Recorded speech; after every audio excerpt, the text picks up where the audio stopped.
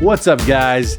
DahChuggity here. I'm back again with another tipsy review. This time I'm reviewing Captain America Civil War. We are fresh out of a screening of Captain America Civil War, and we could not get enough. I love this movie. It might be my favorite of the Marvel films to date. This film is directed by the Russo brothers that directed Winter Soldier. It takes place 8 years after the reveal of Tony Stark as Iron Man. These 8 years in the Marvel Cinematic Universe mirror the last 8 years real time that we've seen these films. You are here in the Marvel Cinematic Universe.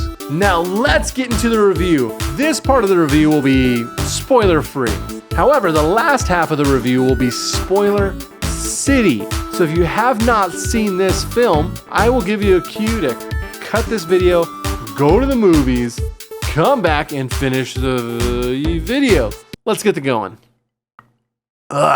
First things first, trailers these days give away everything. I can say to you very soundly that the trailers do not give away too much. They give away a lot, but they don't give away too much. There is plenty of cool shit abound in this movie that you haven't seen yet. One example will be the airport sequence.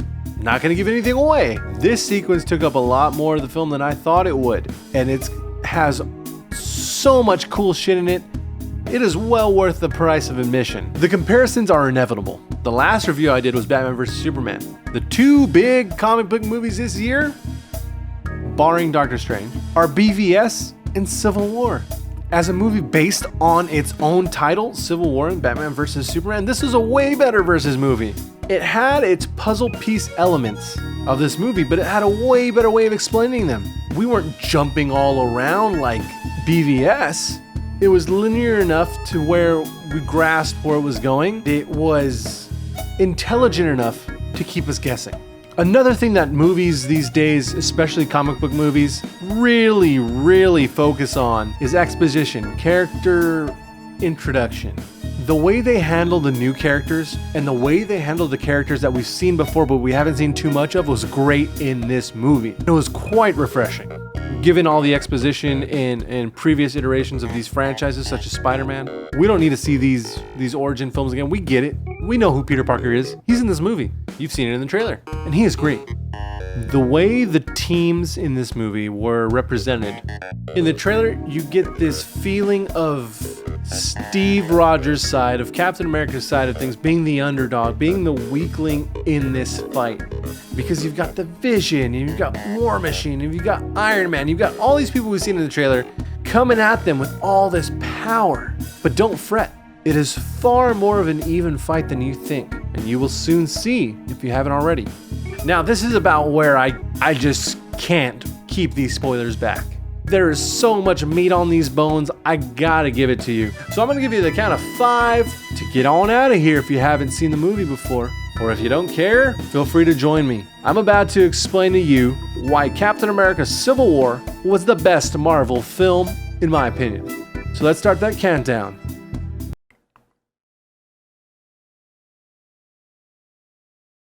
That's whiskey. You still here? Good. So let's continue. So the last we've seen of these teams was Bucky in a semi-reformed state pulling Cap out of the water in Cap 2, Winter Soldier. We've seen the Avengers in Age of Ultron in Avengers 2 just fucking shit up with Sokovia and a city falling out of the sky, lives were lost. It was a big mess. This movie has the consequences. Crossbones. When we last saw Crossbones, Captain America, Winter Soldier, he didn't fare too well. Now, we see Crossbones in his new armor, his new getup, his explosive fists, everything he's got, and he's got a vendetta against Cap. Well, guess what? He takes it all the way and fucking blows himself up. Straight up, Crossbones blows himself up. Now, this is a big parallel to Civil War comic books. If you know the comics, you know that the New Warriors went in to film a reality TV show and take out some relatively low-tier mutants. One of which was Nitro, who was on mutant growth hormones and exploded, killing 600 some odd people, most of which were kids and teachers in a school.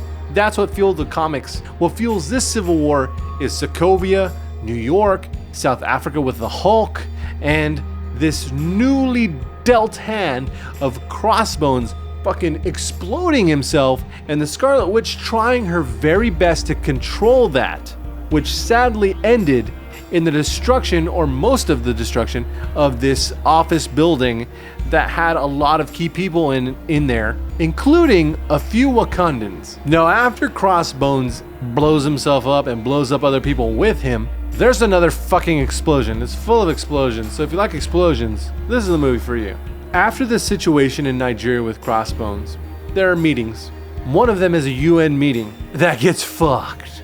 Because of the tragic death of these Wakandans in Nigeria, motherfucking T'Chaka comes out and is promptly killed by an explosion. An explosion of which is pointed at Bucky Barnes, the Winter Soldier. We later find out that Bucky just wasn't there. He wasn't in Vienna when the UN meeting was held. So someone framed him, and whoever that someone is really got Black Panther's undies in a twist. Black Panther, as you may know, is T'Challa, the son of T'Chaka, king of Wakanda. So he is automatically made a king under these very grave circumstances. But he's out for blood, and he wants Bucky's blood because it's been leaked all over the world that the Winter Soldier, James Buchanan Barnes, is the cause of this destructive event. Turns out that the guy we've seen very little of, Daniel Brühl, pretty sure that's his name, Daniel Brühl, otherwise known as Zemo, was actually impersonating Bucky, and he took out that UN meeting. He's the one that killed T'Chaka. All of this culminates in just an epic manhunt. Tony and Thunderbolt Ross and the fucking Black Panther, who is so good in this movie, just all chasing down Bucky. Now, Bucky's done a lot of bad things, being controlled by Hydra and other people. He's done a lot of bad things as the Winter Soldier. Hundreds of people dead. And all these things start coming back to haunt him in this film, because he's finally free of the brainwashing, or so you think, until Zemo gets his hands on him. Now, what you may have been waiting for is this next big reveal. I'm a big Spider-Man fan.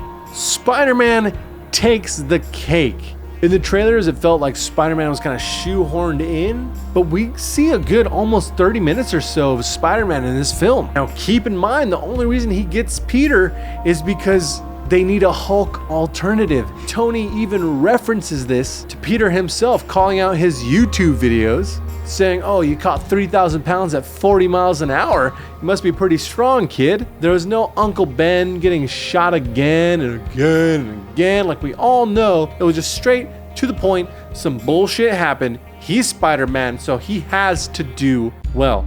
Peter talks about how he can't just let things happen, how he has these powers, and if he were to let things just slip by, if he were to let bad things happen, then it's his fault for not stopping them, which harkens on the Uncle Ben thing.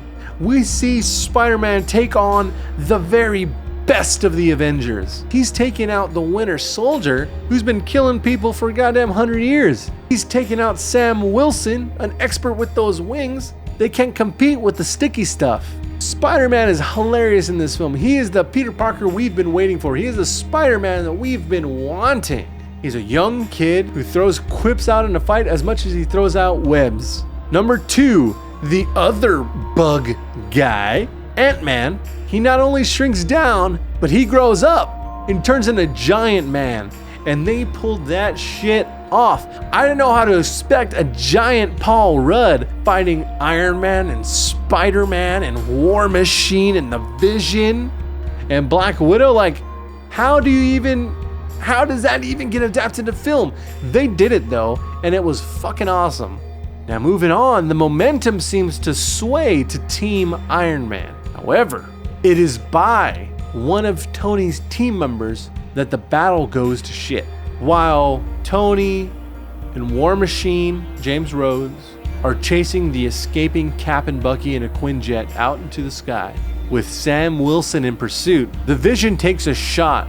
The Vision has recently become quite enamored with Wanda, and I'm thinking these feelings got in the way. He misses Sam by a mile, and it hits Rhodey right in the arc reactor.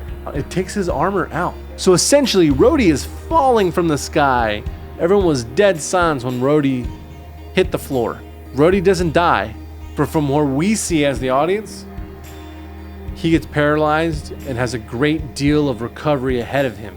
Now, moving on from the airport sequence, we get into the latter half of the movie. Cap and Bucky, they know Zemo has framed Bucky, and they have to right these wrongs. Zemo is heading to a facility in Siberia where Bucky was created, basically, has 5 more super soldiers worse than Bucky. Now, we're all led to believe that Zemo's plan is to go to this base in Siberia and to activate these super soldiers under his bidding. Thankfully, it doesn't happen. Zemo strolls into this base and kills every one of these super soldiers that are left over, the 5 remaining super soldiers. As they're in their like stasis cryogenic tube, they're asleep in a tube, and he fucking just headshots them and lures Cap and Bucky and Iron Man and even the Black Panther follows suit into a big ass final fight. Now, this final fight revolves around Bucky's demons haunting him from the past, because Bucky's done a lot of bad shit. The people that he's killed just so happen to be Tony Stark's parents. Quick 2-punch to the face and Howard's out. He strangles Tony's mother. Bucky goes, kills Tony's parents, makes it look like an accident that Tony's believed his whole life, and now he knows that even Steve Rogers, Captain America, was keeping it from him. And it just ends up being a fucking Royal Rumble. And Tony does not hold back. This is easily the most ruthless Iron Man we've ever seen on film. He starts taking him out left and right, blows off Winter Soldier's arm, and Cap has to come in swinging to protect his buddy. They end up clashing all sorts of ways, and it ends with Captain America shoving his shield right into the arc reactor of Iron Man. What comes of this final fight shapes the Avengers as we know it. Cap's team was essentially thrown into a supermax prison. After he finishes Tony off, he goes directly to the raft, him and Bucky, and they get his team out, which leads up to a Secret Avengers type of thing. If you know the comics, Secret Avengers were a team led by Commander Steve Rogers. At the end of the film, we don't see a Captain America. We see Steve Rogers, the leader of the Secret Avengers. And what a team to be reckoned with. That is a great team. They really proved their worth in this film. We see Tony back at the Avengers residence receiving a letter from Stan Lee. Tony Stank gets a letter from Steve Rogers. And it says, "Listen, Tony, you do what you have to do, and I'll do what I have to do. But if you ever need me, I'm here." And that's what he leaves it as.